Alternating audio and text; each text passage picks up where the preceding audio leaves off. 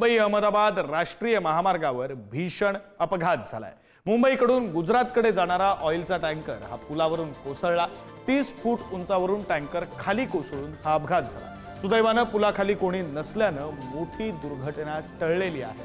भरधाव टँकरवरील चालकाचं नियंत्रण सुटल्याने हा अपघात झालेला आहे। दृश्य आपण पाहतोय त्या टँकर कोसळल्यानंतरची ही दृश्य, टँकर कोसळतोय त्यावेळची ही दृश्य। खरं तर हा टँकर कोसळतोय हे खाली असलेल्या नागरिकांना दिसलं, ते पळाले म्हणून त्यांचा जीव वाचलेला आहे, अन्यथा मोठा अपघात होऊ शकला असता, मोठी दुर्घटना होऊ शकली असती। सीसीटीव्ही मध्ये ही सगळी दृश्य कैद झालेली आहेत। तो टँकर आपल्या दिशेने येतोय, पुलावरून कोसळलेला आहे, आपल्या दिशेने येतोय हे पाहिलं आणि त्यामुळे नागरिक तिथून दूर झाले, तिथून पळाले आणि त्यामुळे मोठी दुर्घटना टळलेली आहे। पालघर मधली ही घटना आहे जी सीसीटीव्ही कॅमेऱ्यामध्ये सुद्धा कैद झालेली आहे। पालघर मधली घटना, पालघरमध्ये मुंबई अहमदाबाद राष्ट्रीय महामार्गावर हा भीषण अपघात झालेला आहे। मुंबईकडून गुजरातकडे जाणारा ऑइलचा टँकर पुलावरून खाली कोसळला।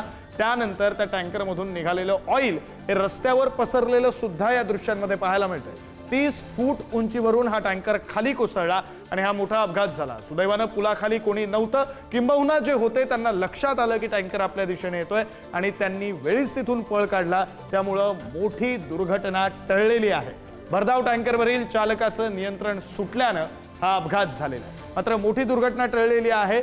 सुदैवाने नागरिकांच्या लक्षात आलं की टँकर हा पुलावरून खाली कोसळतोय, तो आपल्या दिशेने येतोय आणि त्यामुळे हे नागरिक पळालेले आहेत। आपण ते सुद्धा या दृश्यांमध्ये पाहू शकतो।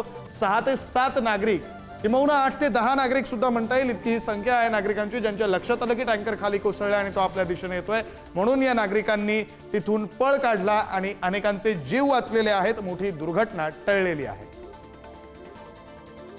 अधिकचे तपशील घेऊया, आपले प्रतिनिधी जितेंद्र पाटील आपल्या सोबत आहेत। जितेंद्र, नक्कीच विक्रांत, मुंबई अहमदाबाद राष्ट्रीय महामार्गावर मनोर येथे ही घटना घडली आहे।